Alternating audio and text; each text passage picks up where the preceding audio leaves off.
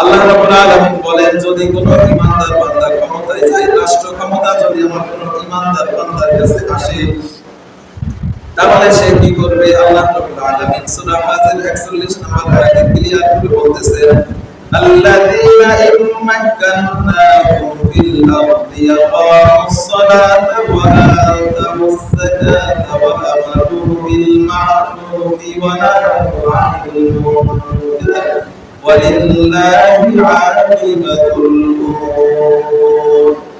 আল্লাহ রাব্বুল আলামিন বলেন, যদি কোনো ঈমানদার বান্দা ক্ষমতায় যায়, তাহলে তারা চারটা কাজ প্রথমেই পাস করবে, চারটা বিল প্রথমেই তারা সংসদে পাস করবে।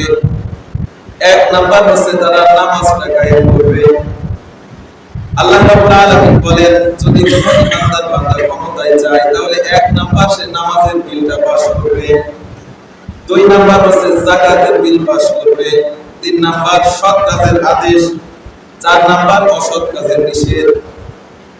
একটু খেয়াল করেন, এই বাংলাদেশ স্বাধীন হয়েছে তারপর থেকে এই পর্যন্ত প্রায় 50 বছরের বেশি, 52 বছর। এই 52 বছরের ভিতরে এই চারটা বিল পাস হয়েছে। তার মানে বোঝা গেল স্বাধীনতার পর থেকে এখনো পর্যন্ত কোনো ঈমানদার ক্ষমতায় যায়নি। যদি কোনো ঈমানদার ক্ষমতায় যায়, তাহলে এই চারটা বিল অবশ্যই তারা পাস করত।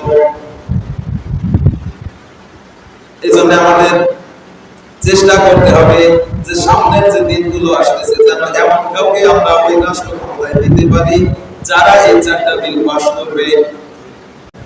নবী রাসূলদেরকে এই দায়িত্ব দিয়েছিলেন বিশ্বনবী সাল্লাল্লাহু আলাইহি ওয়াসাল্লাম। 10 বছর রাষ্ট্র ক্ষমতায় এই বিলগুলো পাস করে তিনি দেখিয়ে গেছেন। আল্লাহ রাব্বুল আলামিন বলেন, وَجَعَلْنَاهُمْ أَئِمَّةً يَهْدُونَ بِأَمْرِنَا وَأَوْحَيْنَا إِلَيْهِمْ فِعْلَ الْخَيْرَاتِ وَإِقَامَ الصَّلَاةِ وَإِيتَاءَ الزَّكَاةِ وَكَانُوا لَنَا عَابِدِينَ। সূরা আম্বিয়ার 73 নম্বর আয়াতে আল্লাহ রাব্বুল আলামিন বলেন, আমি দুনিয়াতে প্রত্যেক নবী রাসূলকেই পাঠিয়েছি নেতা হিসেবে, আর তাদেরকে আমি উপদেশ দিয়েছি, তাদেরকে আমি নির্দেশ দিয়েছি যে তোমরা ভালো ভালো কাজ করবে। আর এই ভালো কাজের ভিতরে এক নাম্বার হচ্ছে নামাজ কায়েম করবে। দুই নাম্বার তোমরা যাকাত প্রদান করবে। আল্লাহ রাব্বুল আলামিন তার রাসূলদেরকে এই কথা বলেছেন যে তোমরা নামাজ কায়েম করবে এবং যাকাত প্রদান করবে।